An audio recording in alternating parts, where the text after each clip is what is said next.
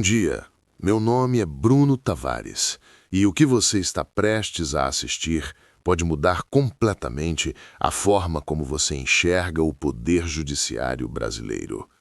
Enquanto você luta para pagar suas contas, enquanto milhões de brasileiros acordam sem saber se terão comida na mesa, existe uma elite que vive em um mundo paralelo. Um mundo de privilégios absurdos, de salários estratosféricos pagos com o seu suor, com o seu imposto. E quando essa elite é finalmente confrontada, quando as consequências dos próprios atos começam a bater à porta, sabe o que eles fazem? Eles choram, eles se vitimizam, eles culpam você. Nos próximos minutos vou destrinchar, ponto por ponto, uma entrevista que expõe de forma brutal o abismo que separa a nossa cúpula judicial da realidade do Brasil real. Isso aqui é o tipo de análise que a grande mídia não tem coragem de fazer. Não desligue, não saia daqui, porque o que você vai descobrir é chocante. Se você valoriza a verdade sem filtro, inscreva-se agora no canal Força Soberana e ative o sininho. Agora, vamos direto ao que interessa. Eu quero que você faça um exercício comigo. Imagine um monarca poderoso, vivendo em um palácio feito inteiramente de cristal, um lugar imponente, mas frágil. Esse rei está acostumado com todo tipo de privilégio imaginável, conforto absoluto, reverência incondicional, distância completa dos problemas do povo comum. Um dia, do lado de fora das muralhas, a população começa a se manifestar. As pessoas estão jogando pedras. O barulho é ensurdecedor. O vidro começa a rachar. E o que faz esse rei? Ele não se pergunta por que as pedras estão sendo atiradas. Ele não reflete sobre suas próprias ações. Não. Ele simplesmente vai até a varanda, tampa os ouvidos e grita para a multidão: que absurdo, que injustiça! Por que vocês estão fazendo tanto barulho?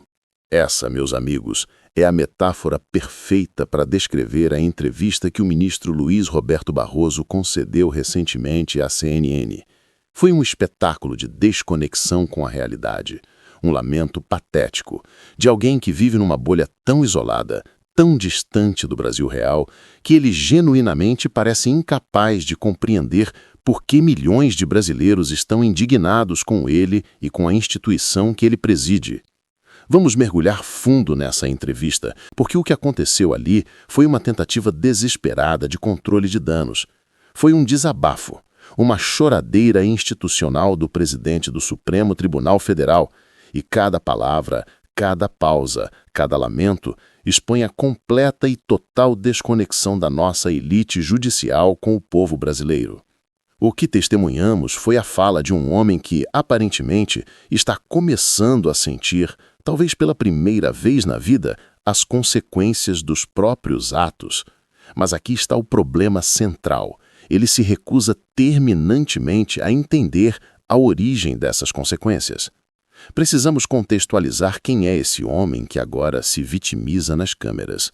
Luiz Roberto Barroso, por anos, foi o rosto mais visível da arrogância institucional brasileira. Ele foi o símbolo vivo da soberba de um poder que se considerava absolutamente intocável, acima de qualquer crítica, imune a qualquer responsabilização. Vocês se lembram daquela cena deplorável, a frase infame, o "perdeu, mané", que ele soltou para um cidadão brasileiro em plena Nova York? Aquilo não foi um deslize, foi uma janela para a alma de um homem embriagado pelo poder.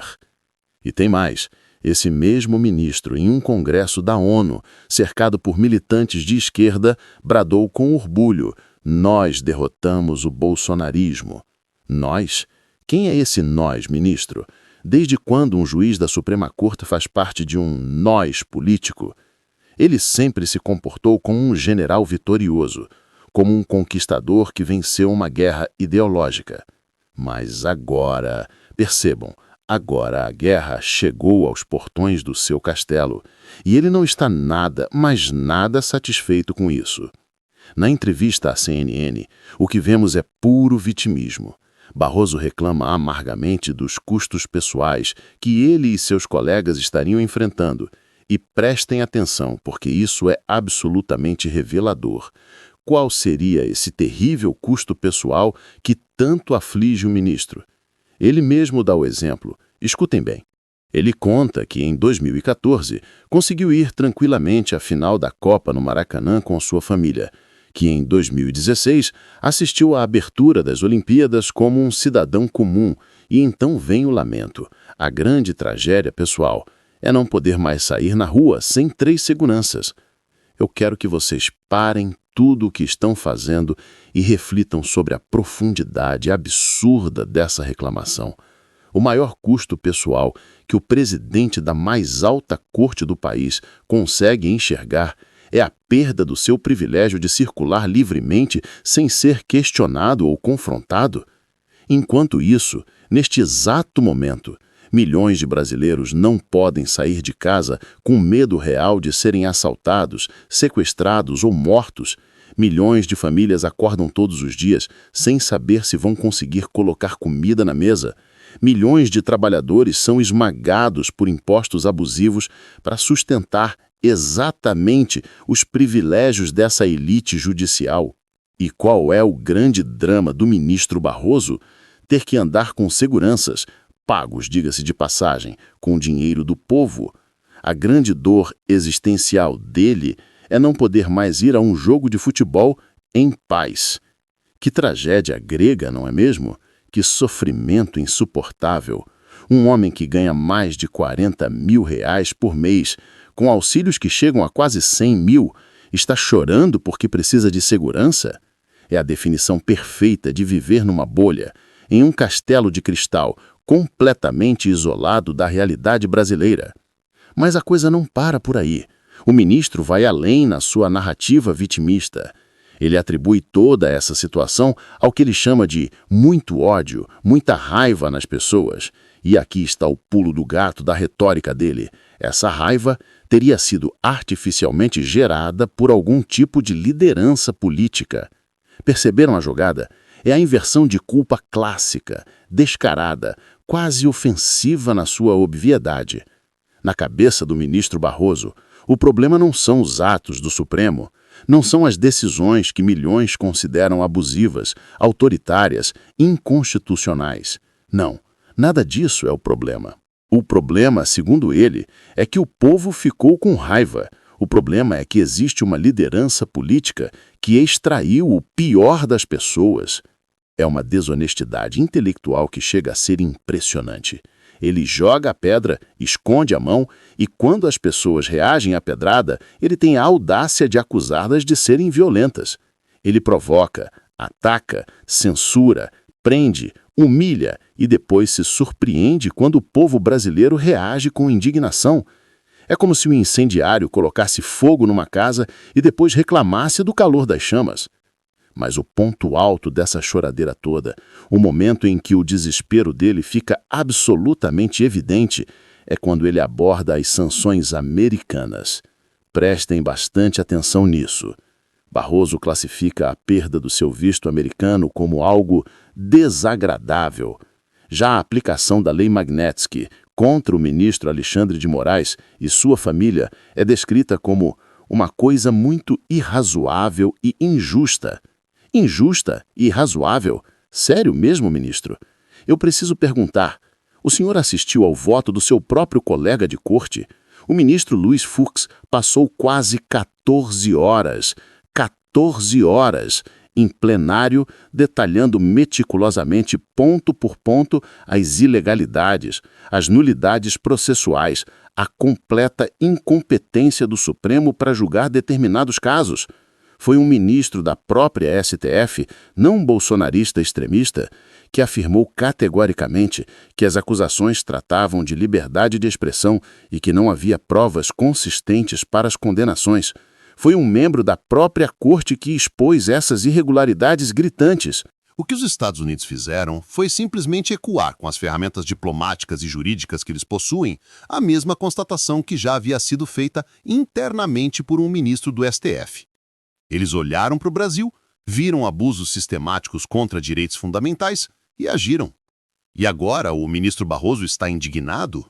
Está se sentindo injustiçado? A comunidade internacional está finalmente prestando atenção no que acontece aqui e isso incomoda profundamente? O problema não é que as sanções sejam injustas. O problema é que elas são extremamente justas e isso tira do Supremo aquela sensação confortável de impunidade absoluta que eles cultivaram por anos. O que essa entrevista do ministro Barroso revela vai muito além de um simples desabafo. Ela expõe uma crise profunda de legitimidade. Ela mostra que nossos magistrados supremos perderam completamente o contato com a realidade do país que eles deveriam servir. Barroso reclama que não pode ir ao futebol. Milhões de brasileiros não podem dormir tranquilos. Barroso lamenta precisar de seguranças. Milhões de brasileiros não têm sequer segurança pública básica. Barroso chora por ter perdido o visto americano. Milhões de brasileiros não têm nem passaporte.